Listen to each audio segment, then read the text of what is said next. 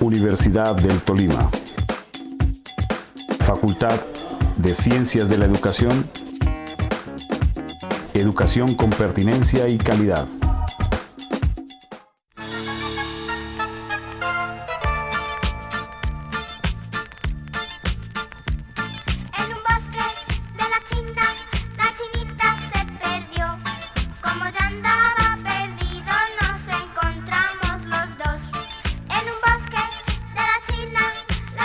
Entonces, bienvenida, doctora Carmenza, la escuchamos.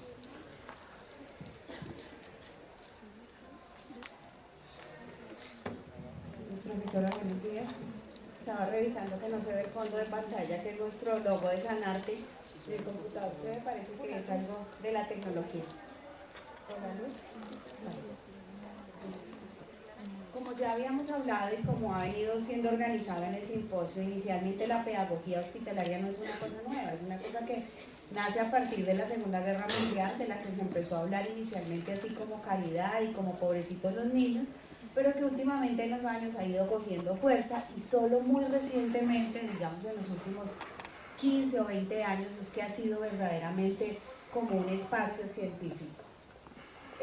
Surge la pedagogía hospitalaria asociado a muchos avances en la salud que nos ha permitido que en este momento tengamos unas enfermedades que antes eran mortales, ahora tenemos unos tratamientos, sin embargo son tratamientos que son tratamientos prolongados o que hacen que la enfermedad que inicialmente llevaba a la muerte rápidamente a la persona permita que esta persona tenga un mayor tiempo de vida y por eso es más importante contar con estos mecanismos. Y adicionalmente el surgimiento de los derechos del niño y del niño hospitalizado, de los cuales han hablado también ya los anteriores conferencistas. Esto es nuestro logo que está en todas las presentaciones, pero no se ve por la luz. Siguiente.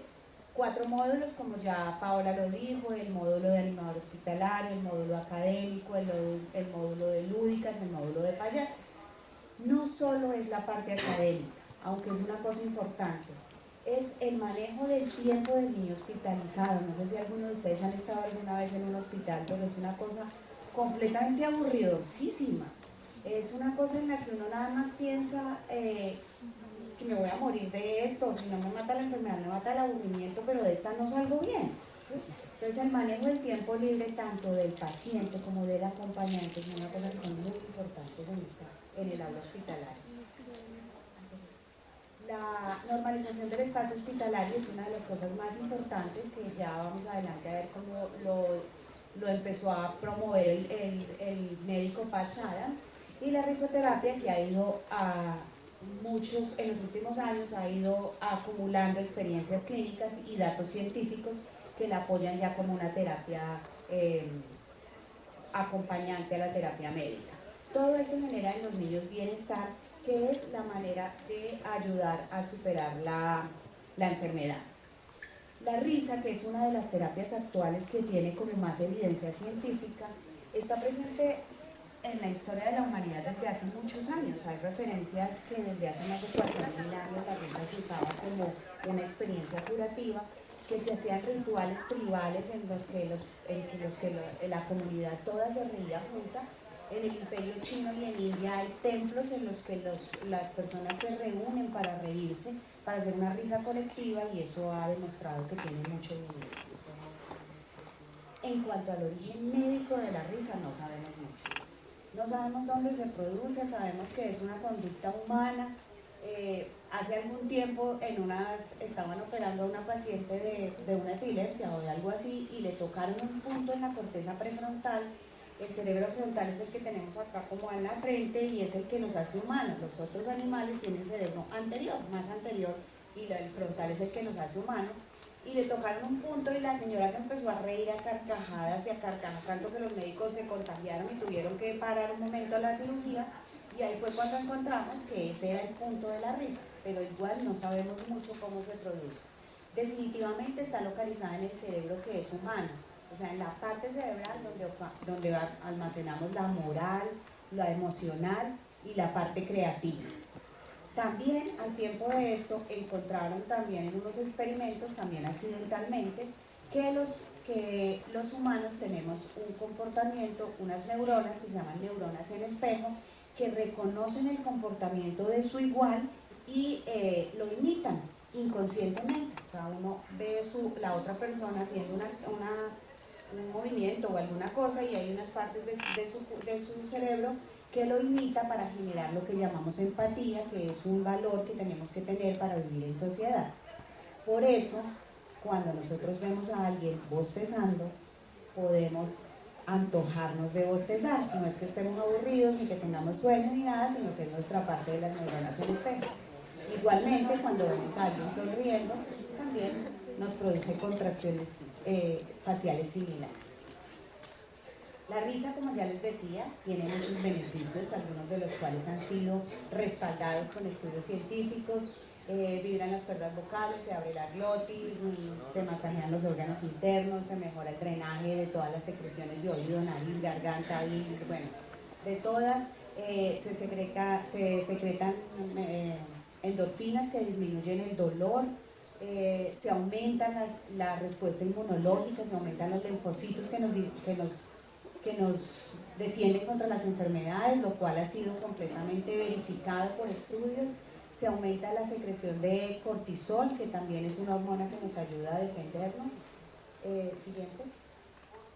Una de estas experiencias nació a partir de este hombre que se llama Norman Cushing, que más o menos en 1970 era editor muy exitoso de una revista en Estados Unidos, y los médicos le diagnosticaron una enfermedad que se llama espondilitis anquilosante, que lo va dejando a uno quieto, lo va dejando sin movimiento y da muchísimo dolor.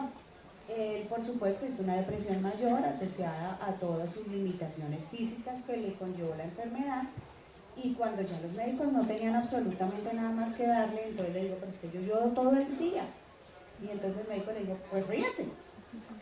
Entonces él dijo, pues sí. Entonces se alquiló mil películas de los hermanos Marx y puras películas de humor, y empezó a notar que cuando se reía le dolía menos, y entonces empezó a estudiar y se dio cuenta que 10 minutos de carcajadas generan 2 horas de ausencia de dolor. Era la medicina que más le servía. Escribió ese libro que está ahí, y a partir de él también han salido todos los estudios que han tenido que ver con la risa. Los respaldos científicos, ya les dije algunos, todos estos han sido comprobados mediante estudios científicos bien diseñados, que es una cosa importante en medicina, y hay otros que no tienen tanto respaldo científico. Siguiente, por favor. Que es que mejora la actitud ante la vida, eso todos lo sabemos. Las personas que se ríen más tienen mejor actitud ante la vida. Disminuye el estrés y la tensión. Definitivamente cuando uno está en una situación muy estresante y nos reímos todos, como que lo tomamos con más calma. Mejora el sueño, proporciona bienestar, mejora la interacción social, es más fácil relacionarse con los demás como seres sociales cuando reímos, y aumenta la calidad de vida. Lo más importante de esta terapia y de este mecanismo es que no hay peligro de sobreedificación. Entonces uno puede reírse y reírse y reírse y no le va a hacer daño. Que no se han reportado efectos secundarios. A veces incluso cuando después de una cirugía un niño se ríe, pues le duele un poquito, pero se sigue riendo. No interacciona con otros tratamientos, se puede usar con todos los otros tratamientos, y se puede compartir con otros pacientes, y además entre más mejor. Y esto fue una de las cosas que habló Patch Adams. Patch Adams, ustedes lo conocen por la película, que es siguiente, que esta es como lo conocemos, con el actor de Robin Williams. Siguiente. Este es el verdadero Patch Adams, es un médico que estuvo hospitalizado, le fue horrible en el hospital cuando era chiquito, consideró que no podían ser los hospitales unos lugares horribles, que era cuando uno más mal se sentía y no podía irse a un lugar horrible donde todo el mundo le hablaba feo, donde no lo tenían en cuenta. Estudió medicina y entonces promueve todo lo que tiene que ver con la terapia de la risa. Además, adicionalmente piensa otras cosas, como que no deberíamos pagar nuestro sistema de salud y otras cosas que le han generado ampollas, pero bueno. Siguiente. En nuestro hospital Federico Lleras, que es donde tenemos apoyada el aula hospitalaria, es el centro de referencia para manejos de cáncer infantil en el Tolima. Todos los niños del Tolima que tengan un diagnóstico de cáncer van a ir al hospital Federico Lleras a su manejo. Es una enfermedad de alto costo. Eso es un término muy utilizado en salud, es una enfermedad de alto costo y entonces el Estado lo cubre y no sé qué, pero no es solo el alto costo económico, es un alto costo personal. Los niños pierden mucho también cuando se diagnostican de cáncer, también ganan, pero es una cosa que requiere mucho compromiso, se compromete mucho su estado personal. La familia definitivamente se rompe cuando hay un diagnóstico de una enfermedad de este tipo. Y la sociedad, porque era el niño vecinito, el niño que ya no viene, el niño que ahora está calvito, entonces se generan muchas cosas que tenemos que aprender a manejar. Genera tratamientos prolongados, en este momento manejar una leucemia son 2 años en que un niño no está en su estado normal y está básicamente en el hospital. Sí, además el tratamiento tiene múltiples complicaciones, hospitalizaciones prolongadas, procedimientos dolorosos. El niño se sale porque muchas veces no es en su mismo sitio de vivienda, son de todo el departamento, entonces un niño que está completamente desplazado, está en un lugar extraño, está con cosas que no le gustan y se desescolariza y pierde todas sus relaciones sociales. Por eso es que es una cosa tan importante y ojalá ustedes tuvieran la posibilidad de ir algún momento al aula hospitalaria. Ver un niño de estos reírse en el aula hospitalaria es tan gratificante que uno dice, bueno, valió la pena todo lo que he hecho. Este es nuestro espacio, ya lo había mostrado Paola antes, es definitivamente un espacio mucho más agradable para los niños. Estos son nuestros héroes, no son tan famosos como Patch Adams, pero también están ahí todos los días, también les sacan sonrisas a los niños, se visten un poco más serios, deberían ser un poco más ridículos como Patch Adams. No los tengo a todos, pero ellos son los artífices de que nosotros tengamos este tipo de sonrisas en nuestros niños, que como ven, están comprometidos, están en quimioterapia y aún a pesar de todo se están riendo. Sanarte, por lo tanto, nos acompaña a los niños a recorrer ese camino que les dije que no es un camino agradable, pero que lo hace definitivamente más soportable, porque nos ayuda con la carga que genera todo el diagnóstico de la enfermedad y nos ayuda a proporcionar bienestar, sobre todo sonrisas, que ya les dije todas las cosas que nos ayudan. Los niños trabajan en el aula, ya sea directamente en el aula o en su habitación, como vemos algunos niños acá que no se pueden desplazar hasta el aula y que están trabajando con ellos en la habitación. Aquí están nuestros niños, los papás también hacen parte de esto. También la familia. Yo creo que es más aburrido para el acompañante que para el que está enfermo, porque el que está enfermo, bueno, puede dormirse y eso, pero el acompañante está ahí sentado, como que es horrible también. Y eso genera que uno tenga como menos tolerancia a las cosas, y los niños enfermos son demandantes y las mamás que están ahí sentadas se van cansando y no pueden dormir y no pueden comer, y eso genera que uno termine gritando a los niños. En el aula los papás trabajan con los niños, los papás juegan con los niños, y cuando los profesores se van, los papás quedan con tareas, entonces ya tienen por lo menos que hacer y en que ocupar su tiempo.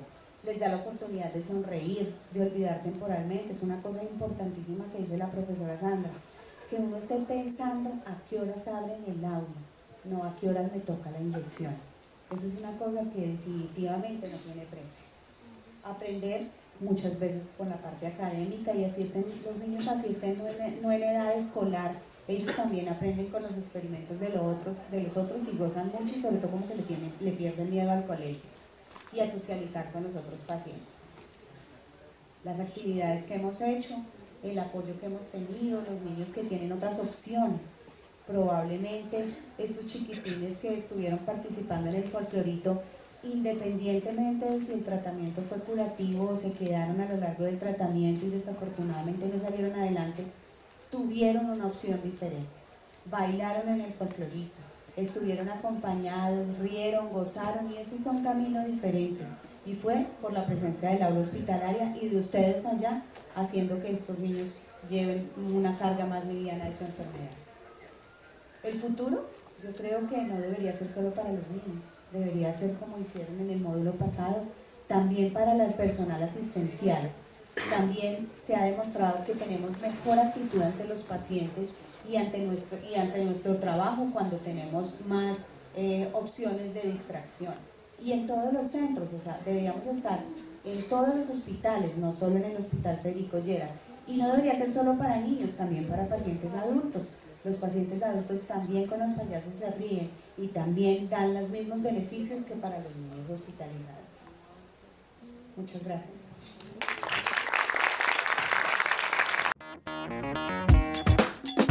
Universidad del Tolima. Facultad de Ciencias de la Educación. Educación con pertinencia y calidad.